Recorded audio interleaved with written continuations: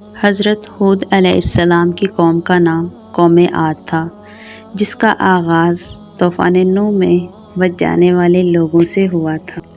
یہ قوم ساحل سمندر پر ریت کے ٹھیلوں والے علاقے اعقاف میں آباد تھی۔ اللہ تعالیٰ نے انہیں لمبے چوڑے جسموں اور بہت مال و اولاد سے نوازا تھا۔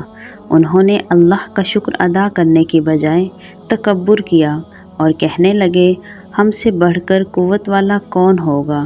یہ لوگ شرک میں بھی مبتلا ہو گئے۔ اللہ تعالیٰ نے قوم عاد کی اصلاح کے لیے حضرت ہود علیہ السلام کو رسول بنا کر بھیجا۔ حضرت ہود علیہ السلام نے اپنی قوم کو ایک اللہ کی عبادت کرنے کی دعوت دی۔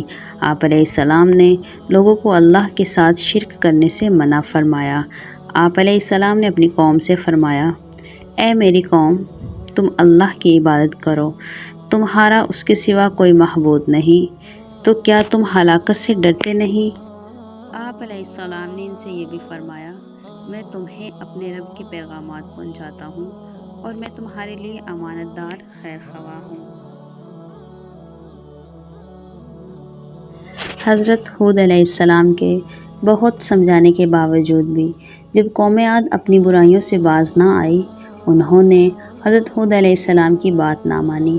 حضرت ہود علیہ السلام نے اپنی طرف سے بہت کوشش کی اس قوم کو سمجھانے کی اور انہیں ان چیزوں سے باز رہنے کی، لیکن ان کی قوم ان چیزوں سے بالکل بھی باز نہ آ سکی۔ تو اللہ تعالیٰ نے ان پر ایک بادل کی صورت میں عذاب بھیجا۔ قوم بادل کو دیکھ کر خوش ہو گئی اور کہنے لگی، اب تو بارش ہوگی۔ حضرت ہود علیہ السلام نے فرمایا، یہ اللہ کا عذاب ہے، لیکن قوم اس بادل کو دیکھ کر خوشیاں مناتی رہی، یہاں تک کہ اللہ کے عذاب کی سخت آندھی آ گئی جو 8 دن اور 7 راتوں تک مسلسل چلتی رہی۔ ساری کافر قوم اس آندھی میں ہلاک ہو گئی۔ یہ قوم بالکل بھی عذاب سے باخبر تھی اور پہل یہ سب کچھ دیکھ کر انہیں خوشی ہو رہی تھی کہ اتنے حسین بادل اور اتنی حسین بارش۔ انہیں اس بات کا معلوم نہیں تھا کہ یہ ان کی طرف اللہ کا عذاب نازل ہو رہا ہے۔ وہ یہ بارش اور اس طرح برستے بادل کو دیکھ کر بہت زیادہ خوش تھے اور اپنی ناچ کود میں مصروف ہو رہے تھے کہ دیکھتے ہی دیکھتے آندھی اس قدر تیز ہو گئی اور بارش اس قدر تیز ہو گئی کہ کسی کو کچھ معلوم نہیں تھا۔ ساری کافر قوم اس آندھی میں ہلاک ہو گئی۔ وہ آندھی جس چیز پر چلتی تھی اسے ریزہ ریزہ کر دیتی۔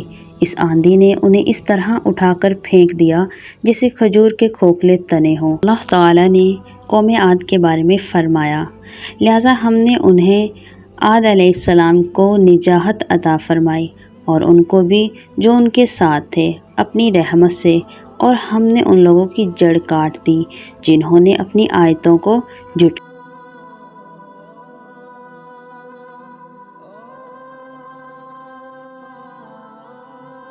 اللہ تعالیٰ نے حضرت ہود علیہ السلام اور ان پر ایمان لانے والوں کو اپنی خاص فضل اور رحمت سے آندھی کے عذاب سے بچا لیا۔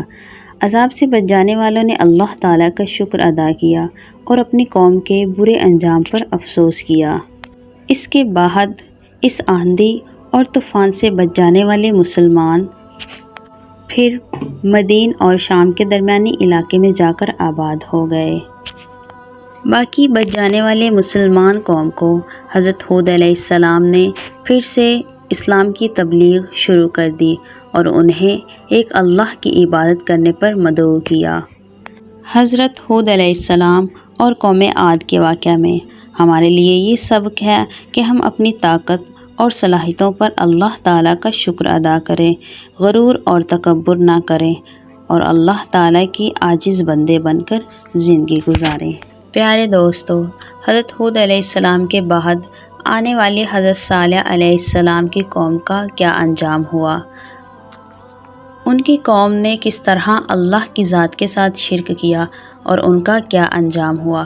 اگر آپ یہ بھی ویڈیو دیکھنا چاہتے ہیں تو ہمارے چینل کو سبسکرائب کر لیں اور ساتھ میں لگے بیل آئکن کو دبانا بالکل بھی نہ بھولیں